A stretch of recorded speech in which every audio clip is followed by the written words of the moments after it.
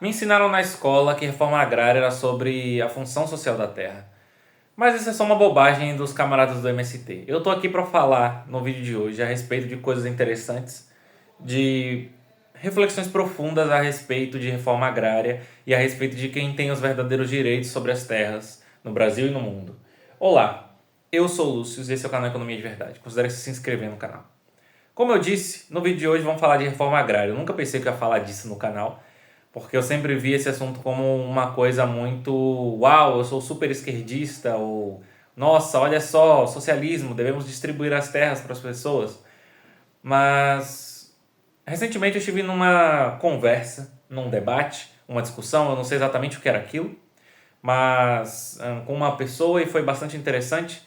Nós falamos a respeito de reforma agrária e falamos a respeito de quem tem os verdadeiros direitos sobre a propriedade das terras e quem deveria doar as terras de volta, na verdade, devolver as terras aos povos originários.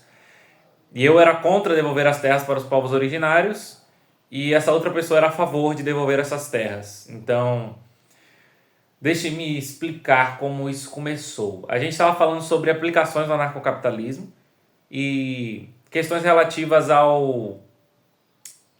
utilização do anarcocapitalismo e como ele vai redistribuindo terras naturalmente com o tempo, né, baseado num mecanismo básico de autorregulação de mercado, compra e venda, livre contratos. E aí essa pessoa me veio com questionamentos a respeito de as pessoas que hoje em dia têm as terras são realmente dignas daquelas terras? Aquelas pessoas realmente eram os povos originários daquelas terras? E a resposta é não. Principalmente no caso do Brasil, em que as terras foram invadidas e redistribuídas, né? No caso das Américas em geral. Mas eu vou falar mais a respeito do Brasil, que é o lugar onde eu vivo. Então, eu sei um pouco mais sobre aqui do que sobre outros lugares. Mas enfim. Uma coisa bastante interessante que saiu desse debate, dessa conversa, foi a respeito de entender que as pessoas que hoje possuem as terras não conseguiram elas de forma justa. Porque para os anarcocapitalistas existem duas formas de você conseguir um determinado bem. Ou você faz uma apropriação primordial, que é quando aquele bem não é utilizado por ninguém, ninguém utiliza dele para trabalhar ou para produzir algo, e você chega nesse lugar e começa a utilizá-lo. Então você é a primeira pessoa a ter aquele bem, a escolher usar aquele bem, e aí ele se torna seu de maneira justa, porque você não está roubando de ninguém. E a segunda opção é por meios contratuais. Então, se uma pessoa quer vender ou comprar, ou quer doar uma terra e a outra receber, ou coisas nesse sentido, não há nada de errado com esse tipo de troca. Assim como nenhuma troca de bens e serviços no mercado é necessariamente problemática só por ser uma troca. Mas enfim, eu vou tentar não me distanciar do assunto desse vídeo. E aí a gente estava vendo essas questões de como as terras foram distribuídas no Brasil. E o que acontece é que teve um mecanismo de... como é que eu posso dizer? Capitanias hereditárias, me lembrei o nome. E esse mecanismo de capitanias hereditárias foi um mecanismo que foi feito pela coroa portuguesa, quando invadiram o Brasil e tomaram tudo. E aí foram separando em províncias para pessoas específicas com base em... O Estado disse que é seu, então é seu. E a partir disso ele roubou, eles coagiram as pessoas e roubaram as terras que eram de povos originários daqui, como indígenas em geral, de tribos diferentes. Mas aí essa pessoa estava defendendo que as pessoas que hoje têm essas terras deveriam devolvê-las aos povos originários. E foi muito interessante essa parte do debate porque nós entramos em umas questões muito longe. A gente foi muito longe nessa coisa de as pessoas que têm as terras hoje em dia deveriam devolver para as pessoas, para os povos originários. Porque assim, é impossível fazer isso acontecer. Por quê? Porque não se sabe exatamente quais são os povos que originalmente fizeram a aquisição primordial daquela terra e não se tem como saber quais povos foram invadidos e quais invadiram outros antes da coroa portuguesa chegar, por exemplo. E não se sabe exatamente qual povo indígena é originário, não se sabe nem ao certo se esse povo indígena ainda existe. Provavelmente não, mas descendentes dele devem existir. E a gente depois entrou em questões de como é que a gente vai separar, como que pode se definir, como se pode dizer, não, tal pessoa, tal descendente merece 10% dessa terra, e tal descendente merece 5%, e tal descendente merece 15%. Como encontrar os descendentes exatos e quanto cada um deles merece? E a gente chegou numa conclusão de que é impossível fazer esse tipo de cálculo. É o mesmo problema do cálculo econômico que Mises traz no seu livro Ação Humana.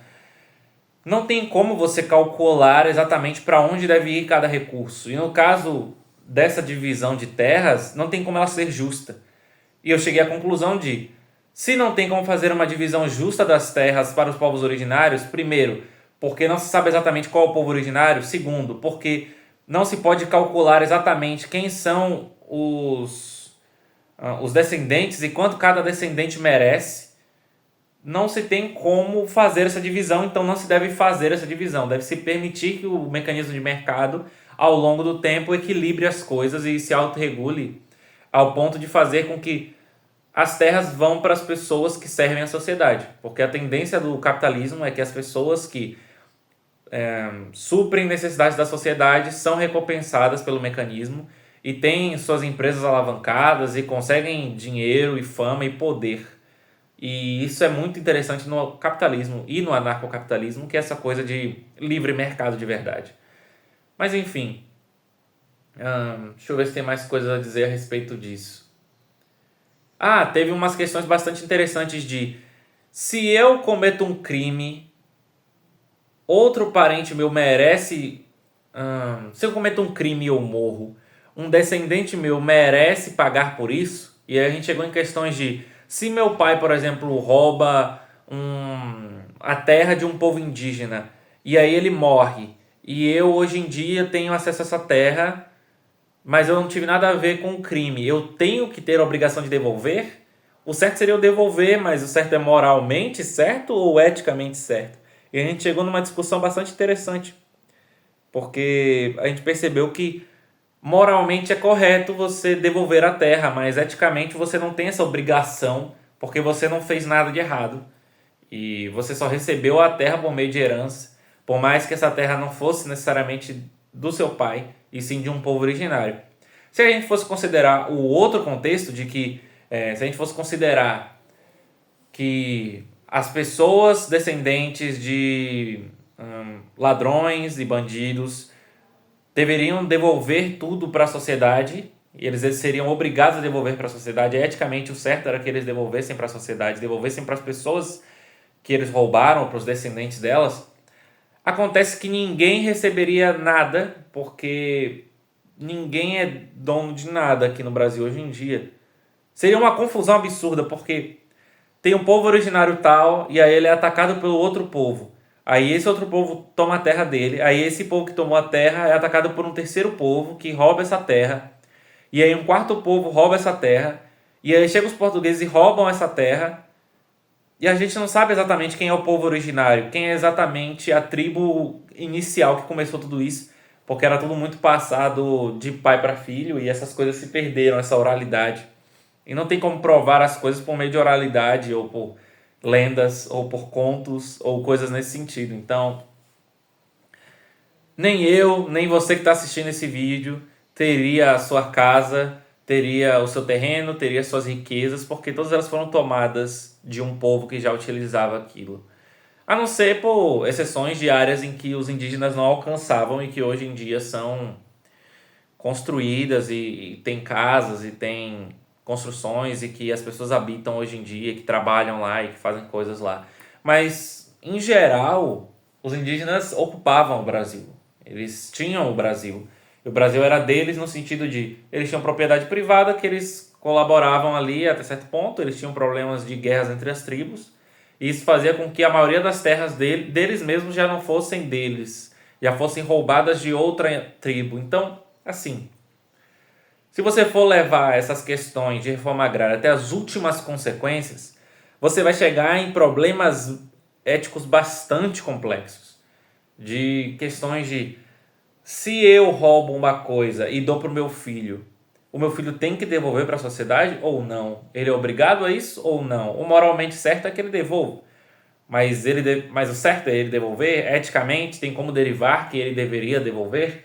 Eu gostaria que os senhores acrescentassem alguma coisa nos comentários, nessa discussão, porque foi uma conversa bastante interessante e eu senti que dava para ir para muitos caminhos diferentes e eu sinto que a gente só não conseguiu alcançar o máximo que dava para chegar com essa discussão.